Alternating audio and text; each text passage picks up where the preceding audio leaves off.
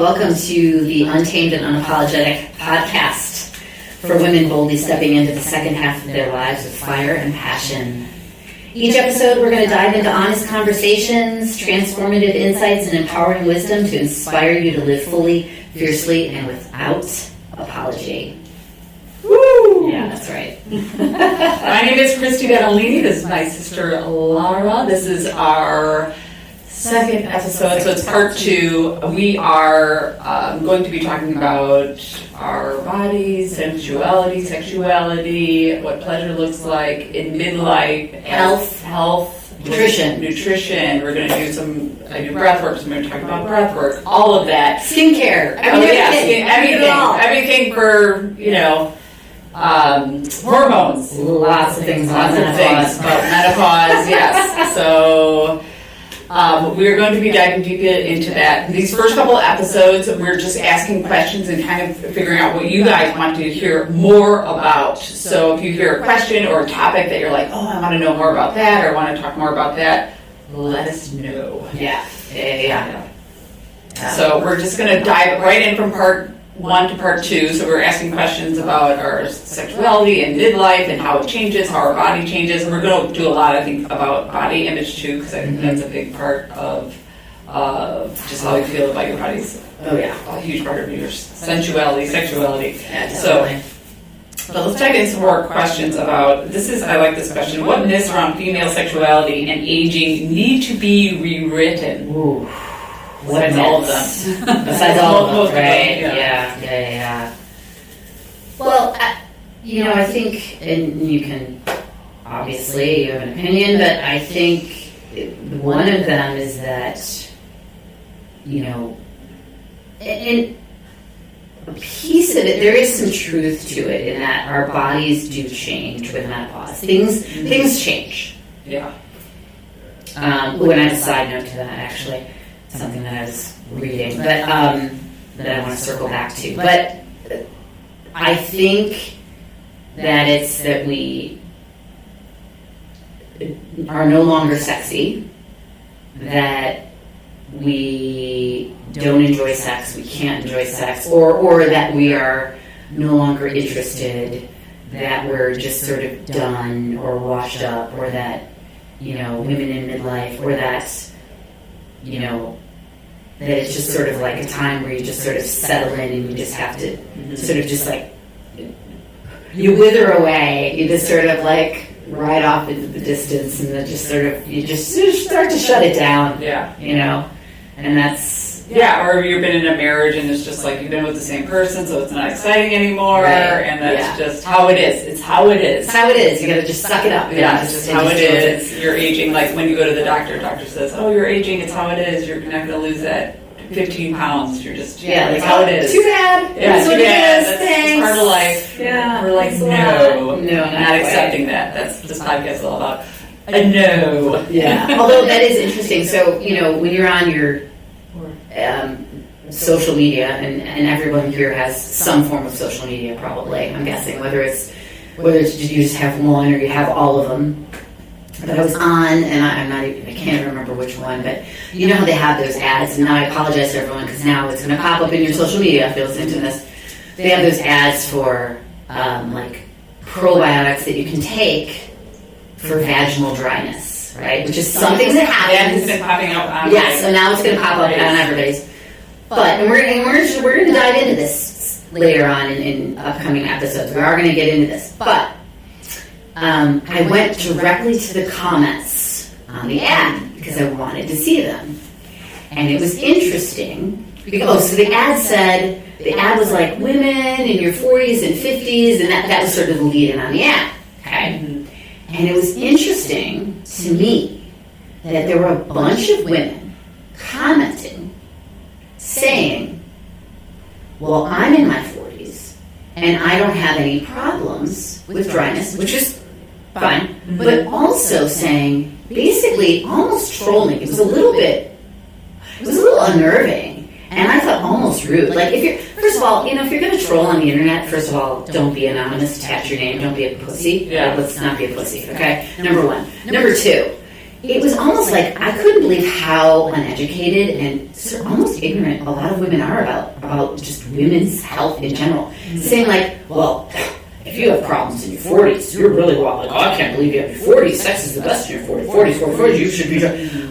Perimenopause can start as early as 35-ish now. So like, and that's not even talking about medically induced menopause, which can happen. And we talk about that later. But we'll have some experts on that can really dive into that. But so it just shocked me how many women in their 40s, just because you're not having the problem, just are so uneducated about women's health in general that don't know that their fellow women could have these problems. Yeah, that's surprising. Like, how do you not know that like, my mind was like, I was just like scrolling, and it wasn't just one comment. It was multiple comments. I was like, I wanted to be like, why are you all so stupid? No, I didn't do that, because that's not helpful. That's surprising. But I was shocked at how many women were like, I can't believe you're having a problem like this at 40s. This is for women in their 60s. And I was like, it's happening to a lot more women. Yeah, younger, so yes, if you're in your 40s and are having that problem, you are not alone, and there's nothing wrong with you. Yeah. So anyway, I think there are a lot of myths about, that it's over. Yeah, that it's over. That's the biggest myth. That it's over, it just needs to, and the thing is, it just shifts, it changes. It changes from even like we talked in the first episode, we were both endurance athletes, and you're still in, and I don't do a lot of it anymore, but I also, I would go out, and I went from running to hiking and it's like, you just slow down, but you enjoy it. I heard somebody say once, you can do all the things you did in your 20s and 30s, except you need 4 days in between to recover. And it was like, whether that's true or not, but I was like, I can do all this stuff, I just need a break, and that's okay. I don't care anymore. It's like, I don't need to stay out till 1 a.m. in the morning, nor do I want to. Yeah, but some people don't need. And some people don't. Everyone's different. Everyone's different. Now, everyone keep going. Some people can go with their 60s. Right. But if you do need the break, shift. Some people shift, and it's okay. Yeah, it's okay. That's the whole. Yeah, you can still run marathons at 60 or at 70, depending on your body and depending on the way you train. It's if that's something that you want to do. A lot of times you can do it. You just have to realize that there might be a shift. Right. Yeah. I still run. It's just. My training is different than it my training used to be. That's all. It's just different. Right. I'm not. I wouldn't give. I don't write. Year before last year, I had a client who was in his late 20s who went to Kona for Ironman. Right, and he did, really well at Ironman. It was Midwest local, and he qualified for Kona. Well, I would never have given the training plan that he had. It was tailored to him. He was a 29-year-old guy. Yeah. To a 45-year-old woman that was also training for Ironman. Yeah. It's different.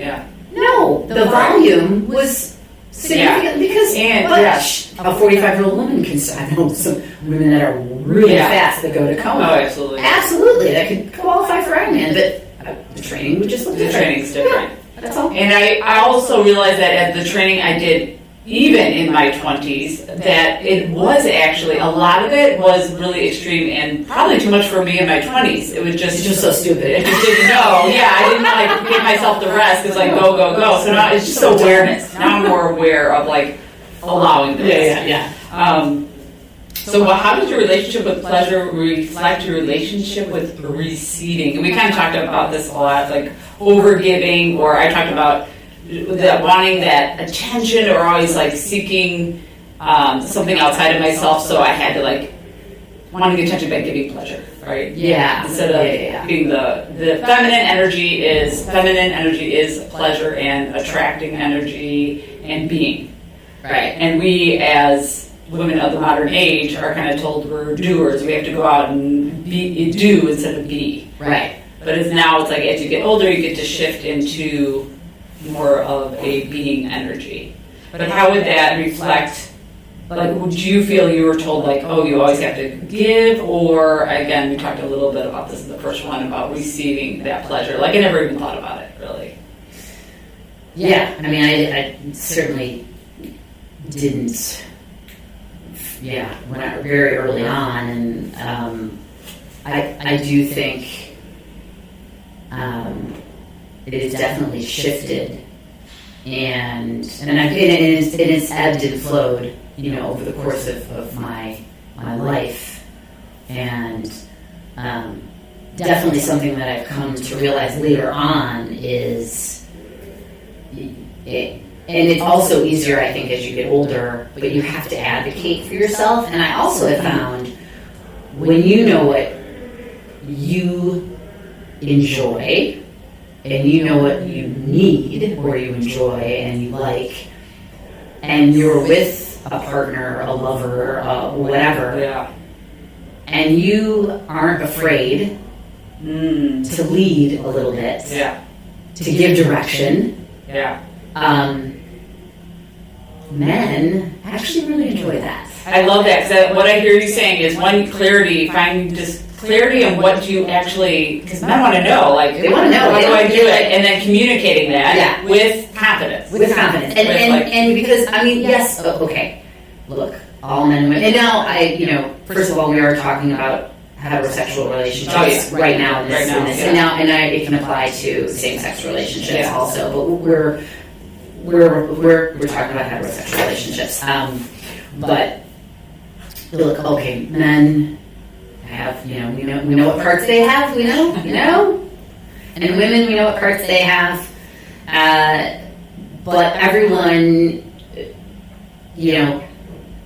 slightly different in sort of what they like exactly, in sort of how they like to be touched exactly, the amount of pressure, the amount of, where exactly, how, Right. So yes, in general, is it the same? Sure. Is it exact? No. So people need to know. Like, you can't, no one's a mind reader. Right. And if you, especially women, if you're comfortable with your body, and that's the other thing I think that's really hard, and we can get into this with body image. I think that's really hard for women in general, is that most men, they're just really happy to be there. So, they want to be told what to do. They want, in that moment, they really want to please. Because that gives them license to not have, they can sort of let that guard down of feeling like they have to perform, they have to protect, they have to perform. They can really sort of let into, okay, this is my job to give her pleasure, right? That to get into their masculine energy and do sort of their job of I can give this, and that when I talk to a lot of men, they'll say that's my favorite part is watching her get turned on. That's my favorite. That's one of my favorite parts. That turns me on most. Right. But as a woman, if you don't know, because it's you never. I was how do I know? How do I learn that? Nobody told me. Or you might think, exactly. But you figure it out kind of by yourself. I think most women figure it out for themselves. Really, I think a lot of women do. Or if you haven't, you should. Well, and but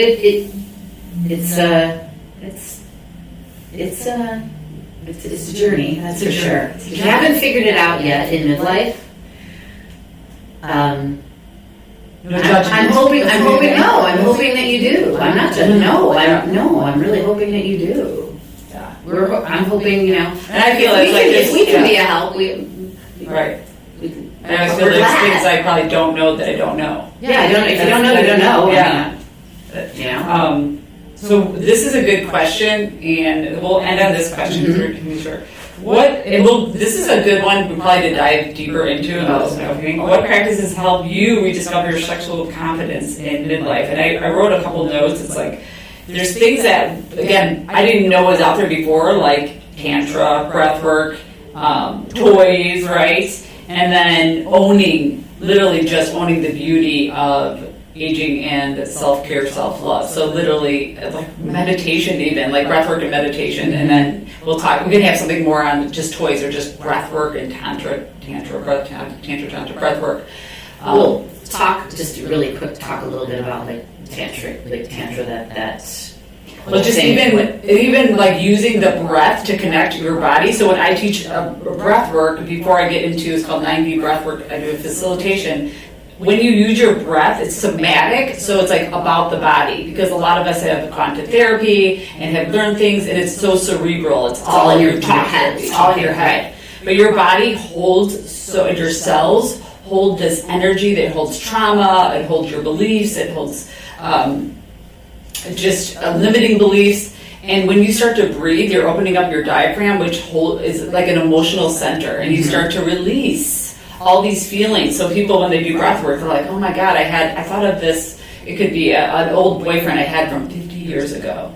And I haven't thought of him in years. And I had this sense of freedom from this feeling. And it's like things you don't know are there, but if you don't release these things, it can manifest as disease, as frustration, as looping thoughts, as but that whole somatic and the breath work, it helps you get into your body, that and be in the moment. Right. I do think I think anyone who's listening to this who's sort of like on the other end of sort of, I'm going to say skeptical, who's never done any sort of breath work, and I know for people it can be very woo-woo and out there. Yeah. I know it seems really weird too, because it's like, well, breath work, I breathe all the time. Yeah. Duh. It's different, and I would urge anyone who's never done it, like, you have to try it. You have to be open. It's very different, and you really do hold trust. Like, even honestly, like, if you ever notice, like, if you go get a massage, like just a regular massage, the one place that they don't do, unless it's requested or asked, is your abdominal area. Oh, right. Yeah. Right? Because that's where you hold like your diaphragm, a lot of trauma. Yeah. So you can go to someone who had somebody in another country do it. Yeah, you can go to a therapist who will do that. It's very special. It can be specialized, but what happens is a lot of times that is a very specific release. I didn't in that. But think about it. If you've ever had a massage, think about it. Yeah. You start face down, they go to your neck, your back, your glute, your hips, your thighs, then you flip over. What do? They do the front of your calves, your feet, they go up to your thighs, your hip, then they do your arms, your shoulders, right, their head, your neck. Do they touch your belly? No, I never thought of that. Yeah. And it's not like they can't drape you in a way that they don't need to see your private, absolutely, your breasts, they don't need to see your right? Yeah. They don't touch it, right? So just something to think about. That's super interesting. Right, because it's a little bit. But yeah, we can try all those. There's lots of we can dive deep in all sorts of things that help you rediscover your that can help you rediscover your sexuality. You can even talk, and we'll get into it. It's a rough topic, and we'll definitely have someone on at some point. And I know it's a hot button for a lot of people because there's a lot of conflicting information. Pornography. Because that's I know immediately that's probably like someone who just listened went like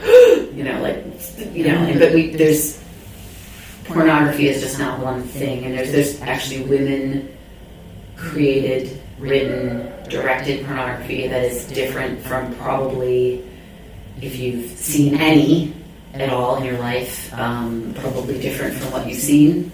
If you've seen any many years ago in the past, that's written and directed by men, and was probably made in a way that was maybe not the most like unrealistic, unrealistic, and on the up and up, and not done in a way that was.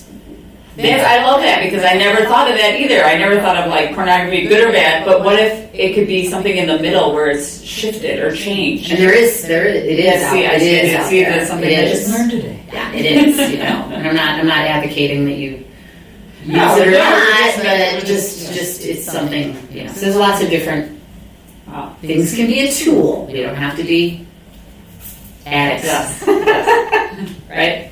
You can have a glass of wine. You don't need to have 2 bottles. Yes. Right. Exactly. Right. So let us know. We can wrap it up on that. So yes. We're going to keep these short and sweet. Let us know if any of these questions resonated with you, what you want to hear more about. We'll be diving into one of these topics like really deeply in the next episode. So with that, I think we could wrap it up. Yeah, and if you know anyone who'd be interested, remember tag us at Untamed and Unapologetic podcast. And until then, stay bold, stay wild, and stay unapologetic. Yes. Until next time.